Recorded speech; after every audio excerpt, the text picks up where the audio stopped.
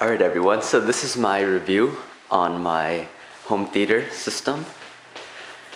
First off, we have the Onkyo. I'm not sure of the model, but it's a 5.1. Right up at the front we see a switch between all the sources, tuning for FM radio or D-pad, volume, music optimizer and tone, headphone jack, and right at the front we have AV cable, so right left audio and video, USB, and a setup mic. And what the setup mic is, okay, I can't find it, but it's basically a mic with a really long cable, and you just sit back to your listening position and it automatically configures all the speakers for you. Very useful. And at the back of it we have a lot of plugs, like 2 optical ins, 2 coaxial ins, 3 components, what is that, 4 AVs. The problem with using AV is that you can't have a video out as HDMI. You have to have the same thing. You have to have an AV out. So because AV is in full HD, so you can't use it with your HD video out.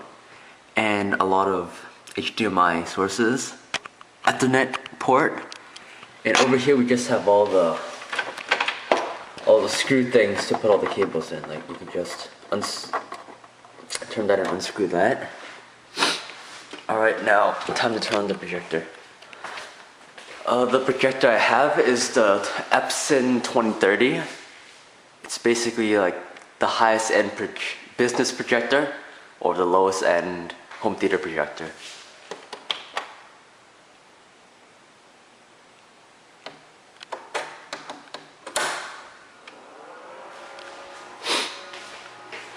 Screen.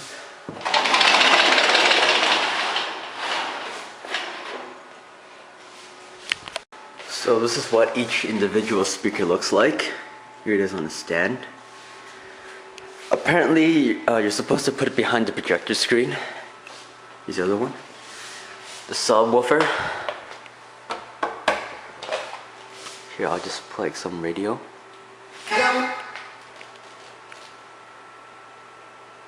Yeah, I don't have the best reception here in the basement. But here, this thing here is the FM antennae. Oh wait, I mean this.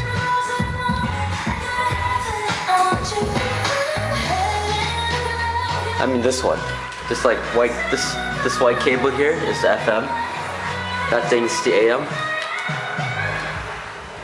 Somehow I think the signal's better if I stick to FM through the AM one. I don't see how that makes sense. And over here we see music optimized, then MBEQ and Odyssey, so it's like high-end music stuff. Come on. I'll just...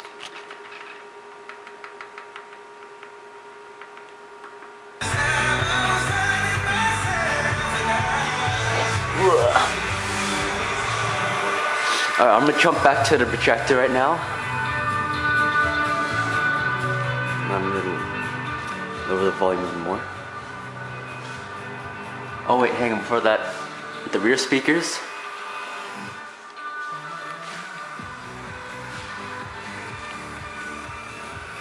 Alright, now the projector. It's kind of a pain to see this, but right here we have the 2 HDMI ports, power port, PC, AV. It doesn't have component, USB. What is this? Service port. I don't know what that does. Audio out, and this thing's like out to a PC monitor for some reason. And the reason there's a USB is you can purchase a wireless USB from Epson separately. I'm not sure what it does. I think it's just like so you can stream from another device on your Wi-Fi network. It's not important. And over here we have a sensor, which is for the Blu-ray 3D glasses. Front, yeah, there's really nothing at the front. Also, when it comes to configuration of the Epson, there's actually not a lot of settings. Everything's automatic. So all this I just set everything to power saving because in the basement I don't need a lot of brightness. Okay, whatever. So here's the Onkyo remote. You can program to be a universal one. There's a lot of buttons. And so I'll show you what the setup looks like. A common mistake that people do is that over here, they accidentally switch to TV mode. And so none of these buttons work anymore. So you have to go back up there and change the receiver. So now we have all this stuff. In a USB, you could play music files. Network is just like, if you're connected to the internet, LAN, there's no wireless. But it doesn't really matter because the only thing that internet does is you get access to like all these song apps. But like it has a really crappy like operating system. It's just like all text. It looks like DOS, which is why I don't use it. You have all the standard stuff. Yeah, like when I first set this up, I actually came across a lot of problems. Like over here, when these settings, like the subwoofer isn't turned on by default, so you're gonna have to turn that on. And you have to like reconfigure every single thing, like to configure like which port is for which component, which HDMI is for which one. You see like right here, HDMI 1, 2, 3, 4. To configure all of these. And so yeah, now let's move on to the, you can't see that? The 3D Blu-ray player. Alright, so this is what the LG Blu-ray, 3D Blu-ray player looks like. It's their smart hub, yes. And so here you can play music and photos from a USB device or a movie from a USB, streaming or from a disc.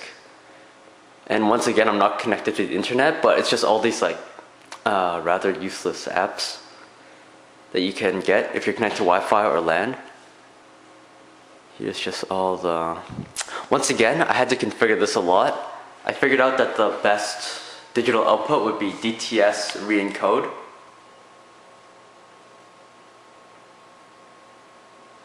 The problem with the other ones is this one isn't surround sound, so you can take that off the list. This one doesn't work for DVDs, but it works for music.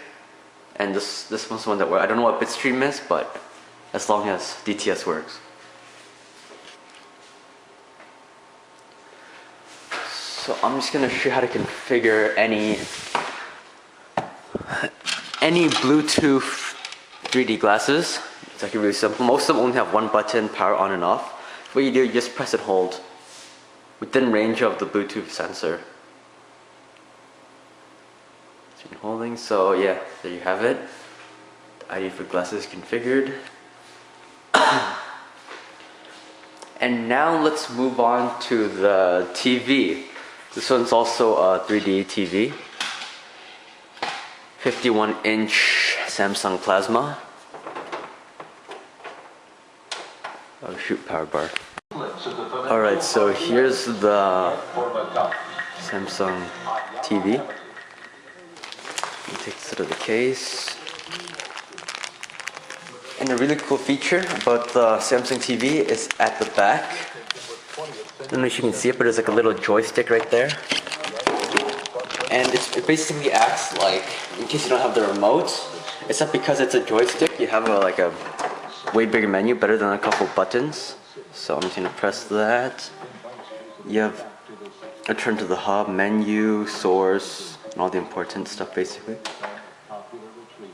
You can also use it to turn TV on. So here's the remote. It looks pretty nice, pretty slim, like a phone. It has like a grippy back. And not a lot of buttons, so that's good. So what we have, apparently you could write the number you want of the channel you want to go to, but I don't know, it's never seemed to work. And so yeah, I'll just return to the hub, this colorful button here. And so we have the Smart TV OS And basically you just move the thing around and yeah. No internet yet. I'll just whatever. So you have like a browser. I think it's Opera. You just do this, move the mouse around, the cursor around. You can also plug in a USB or mouse to the TV. And so you just press down to click stuff. Oops. And okay, so you have like this keyboard. It's actually like a really smart keyboard. If I type in like a random letter, it looks through like its dictionary and finds like the most, like the likelihood of the next character you're gonna type, and it's right here, so you don't have to move all the way around. Well, even though you can. And I think to left click, you just press and hold. Press and hold. Press and hold. Double click. Okay, I guess right clicking doesn't work, so I'm just gonna close this.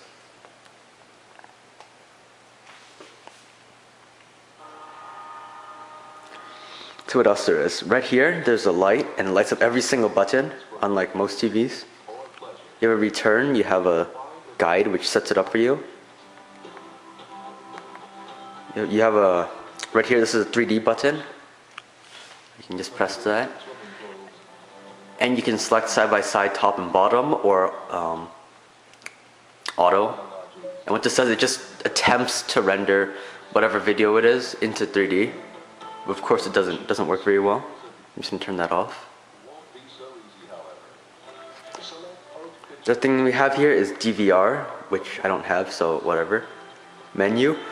There's nothing special about this, so you know, the standard stuff.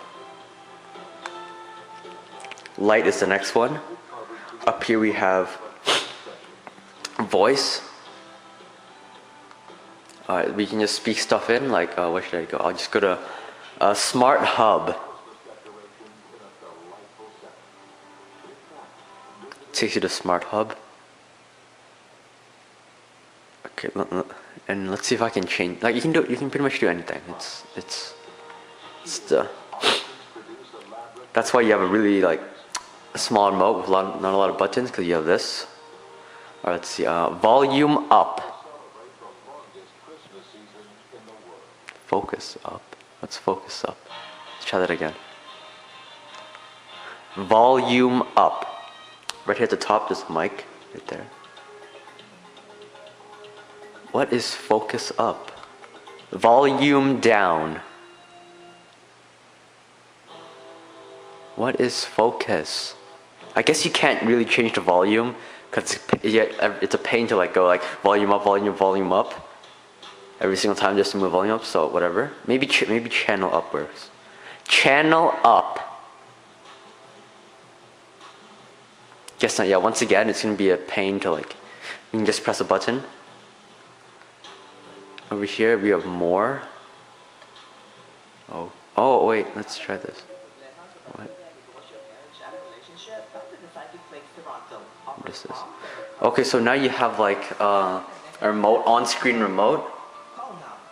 With the ever useful ABCD buttons. Alright, so here's like a comprehensive menu basically.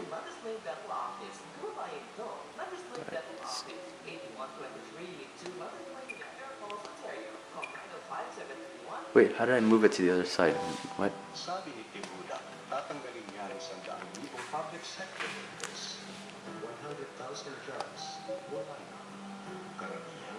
Oh, okay, that's pretty cool. So, good thing I didn't take. So basically, right here you have like arrows, which is this is scrolling, and this is to get rid of whatever menu you're looking at. Still trying to get the type. Oh, here we go. Oh, okay. We have the thing now. So 1. Okay, so that's basically how you bring it up. You just press more, and then you slide. You use this arrow right here to slide it back down. So more, swipe down. And I don't know. I'm on antennae, so I don't have every channel. Here's 2. Oh, it's working. Let's see. I might. Let's see. Let's try this again. Oh, it's yeah. To do it every single time. All right. Let's see. 40/1.